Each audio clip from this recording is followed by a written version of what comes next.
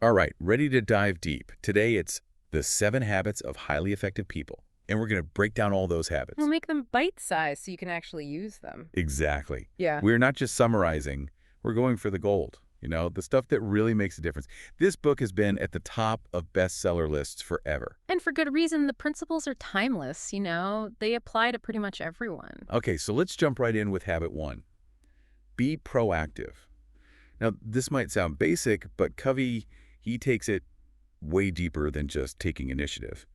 He starts by asking, what makes you, you? I mean, what sets us apart from, let's say, a goldfish in a bowl? Well, a goldfish just kind of reacts, Yeah. to whatever's going on around it. But humans, we're self-aware. We can actually choose how we respond. That's the core of being proactive. Think about it. Stuck in traffic, flight delayed, internet crashes right before a big presentation. It's so easy to just let it get to you. And it can derail your whole day. Yeah. But being proactive, it's about stepping back and realizing you always have a choice in how you react. You can choose to go with that anger and frustration, or you can choose to make the best of it. It's like that powerful story Covey tells about Viktor Frankl, the psychiatrist who survived the Nazi concentration camps. Unthinkable situation. But Frankl, he realized that even there, he had control over his thoughts, his attitude. He chose to find meaning, to focus on what he could control. Even when everything else was taken away. It's a powerful reminder, isn't it? Even in the darkest moments, we can always choose how we respond. And that choice can make all the difference. So think about a recent challenge you faced. How'd you react? Was it just that knee-jerk reaction, or did you actually pause? Did you consider different options? Could you have been more proactive? It's a question we should all be asking ourselves. Absolutely. All right, on to habit 2. Begin with the end in mind. Now this one might sound kind of morbid at first, but just stick with us. Covey, he asks you to imagine your own funeral. It's about thinking, really thinking about what you want people to say about you when you're gone. What kind of legacy are you building? It's powerful because it forces you to zoom out, to look at your life from a bigger perspective. What truly matters to you? What impact do you want to have on the world? It's like creating a blueprint. Covey calls it doing things twice. First, you create it in your mind, a successful career, a loving family, whatever it is. And then you take the steps to make it a reality. And a big part of that is your personal mission statement. And this isn't some empty corporate jargon. This is about identifying what you truly stand for, your core values. Your goals. Having that clear mission statement can guide you when you're faced with tough choices. Does this align with my values? Does this move me closer to the person I want to be? It helps you stay focused Yeah. on what really matters. Okay, so we've got the vision, the mission statement. But how do we actually get things done? We're all so busy. That's where habit 3 comes in. Put first things first. And this is about time management, but Covey's approach, it goes beyond just to-do lists. It's about prioritizing based on what truly matters. Not just what's screaming for our attention right now. He introduces this tool called the time management matrix. It's a grid, right? It helps you categorize tasks based on 2 things, urgency and importance. So you've got things that are urgent and important, like deadlines, that's quadrant 1. The firefighting quadrant. But then there's quadrant 2, and that's all about important but not urgent activities. Think long-term goals, personal development, building those strong relationships. These are often neglected because they don't have that immediate pressure. But here's the thing, focusing on quadrant 2, that's the key to long-term success and fulfillment. By investing in those important but not urgent things, you actually prevent a lot of those quadrant crises. It's about being proactive with your time, playing the long game. Making sure you're creating the life you want, not just reacting to whatever comes your way. So how do we actually make this happen? We're all so busy. Okay, so first, actually schedule time for those quadrant 2 activities, just like any other important meeting. And be ruthless about protecting that time. Don't let those less important things creep in. It's about saying no to the good so you can say yes to the great. And then don't forget about delegation. You don't have to do it all yourself. Empower others to take ownership. Free up your time and energy for the things only you can do. So we're being proactive, goals in sight, managing our time. What's next? Habit 4. This is where we shift from competition to collaboration. Think win-win. Win-win. It's a tough one, right? We live in a world that often feels like it's a zero-sum game. There's one winner and one loser. And we're constantly told to be the best, the fastest. Covey says that this win-lose mentality can be really counterproductive, especially in relationships, teamwork. It creates this scarcity mindset. Like there's only so much success to go around. Leads to cutthroat behavior, backstabbing, and no real collaboration. Think about a football game. One winner, one loser. But life isn't always like that. There's usually room for everyone to benefit. To find a solution where everybody wins. Covey uses this example of a sales team. Bonuses are only given if everyone hits their target. So instead of competing, they're actually incentivized to help each other succeed. And what happens? Sales go up. Morale improves. Everybody wins. It's creating that abundance mentality. Everyone's success contributes to the greater good. And that kind of collaboration, it's powerful, both at work and in your personal life. Okay, so we're thinking win-win, collaborating. But how do we really connect with others? That's where habit 5 comes in.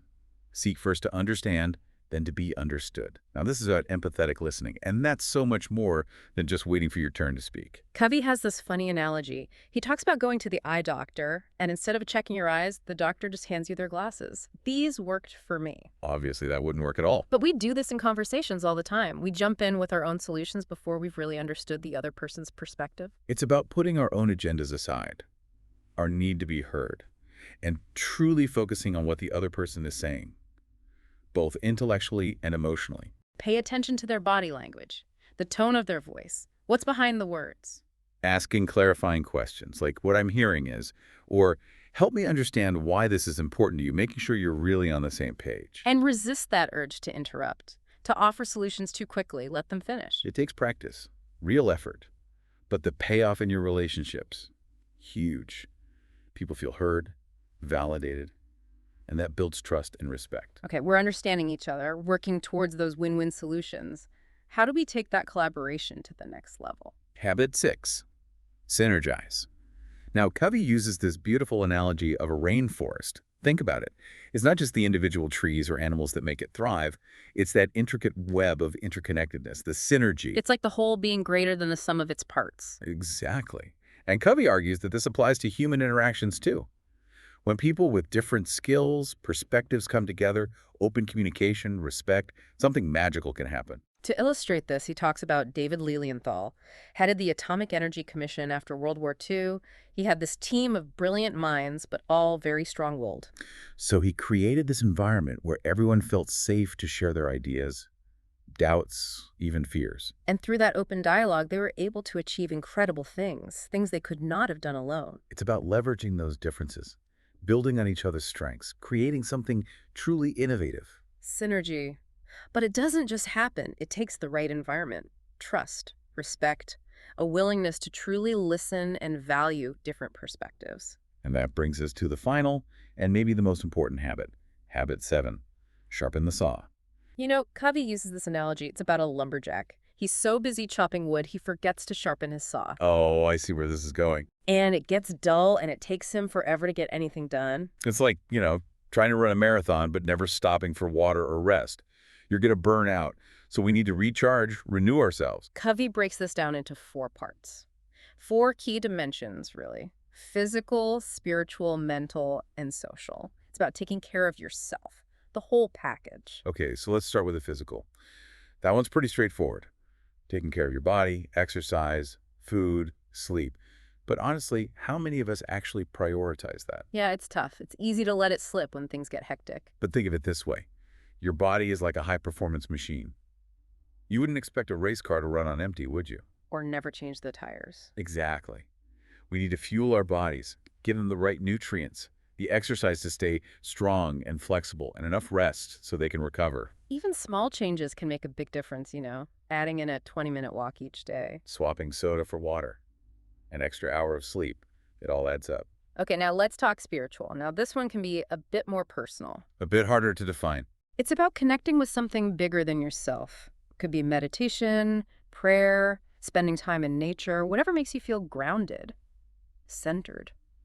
I think some people shy away from the spiritual side because they don't know where to begin, or they think they don't have the time. But even taking 5 minutes a day to just sit quietly and breathe can make a difference. It's about creating space to reflect, to be grateful, to find some meaning. All right, what about the mental dimension? That's about keeping your mind sharp, reading, learning new skills, tackling tough projects, stimulating conversations even. It's about expanding your knowledge, staying curious. Challenging yourself. Because it's so easy to fall into a rut just going through the motions, and that leads to boredom. And your brain basically turns to mush. The brain is like a muscle. You got to use it or lose it. Learn something new every day. Read an interesting article. Listen to a podcast on something you know nothing about. Right. Or take an online course. Keep those brain cells firing. And finally, the social emotional dimension. This one's about those connections, the people around you. Spending quality time with family and friends, getting involved in your community, even just simple acts of kindness to strangers. We're social creatures. We need that connection. But it's easy to let it slide when we're busy. We prioritize work. We scroll social media instead of actually interacting with people. And then we end up feeling lonely and isolated. So make a conscious effort, put those relationships first, schedule time for friends and family, And when you're talking to someone, really listen. Put the phone down. Be present. practice empathy, compassion. It makes a world of difference. So we've gone through all 7 habits, being proactive, sharpening the saw, all that good stuff. But now comes the really fun part. Putting it all into practice. Exactly. It's not enough to just understand these habits individually. We need to see how they all work together, right? To create that truly effective and, well, fulfilling life. Covey, he talks about this idea of an upward spiral. The more you use these habits, the more self-aware you become, the more you're in control. And it creates this momentum. You just keep building on it. Each habit kind of unlocks a new level. You start to see the world differently, approach problems with more confidence, and you attract, well, better opportunities. But I think for a lot of us, getting started is the hardest part. It can be overwhelming, right? Trying to do all 7 habits at once, especially when we're already so busy. It's too much all at once, yeah. So pick one, just one habit that really stands out to you, one where you feel like, okay, I could really use some work here. Focus on that one for a week, a month, even longer. Treat it like an experiment. Let's say you're always procrastinating, right? Maybe you choose habit 3, put first things first, really commit to those important but not urgent tasks, block out the time, get rid of distractions, see what happens. And as you start to see those positive changes from just that one habit, it kind of makes you want to tackle the next one. Like you're building foundation, one brick at a time. And before you know it, you've got this solid structure, ready for anything. And remember, it doesn't have to be perfect, right? Progress over perfection. Covey, he says that being highly effective, it's not some end goal. It's a journey. Always striving to be a little bit better. It's that growth mindset. Embrace those challenges. Learn from your mistakes. Never stop trying to be the best version of yourself. And the best part, the more you practice these habits, the less you even have to think about them. They just become who you are. They shape your choices, your relationships. It's like they become a part of you. And that's when the real magic happens. That's when you start living a life that's not just effective, but truly fulfilling. It's a pretty amazing feeling. So as we wrap up our deep dive into the 7 habits, I'd like to leave you with one last question to think about. If you could only truly master one of these habits, which would it be and why? What impact would that have on your life? Think about it. Maybe journal about it. Talk to a friend. Really let it sink in. Until next time, keep diving.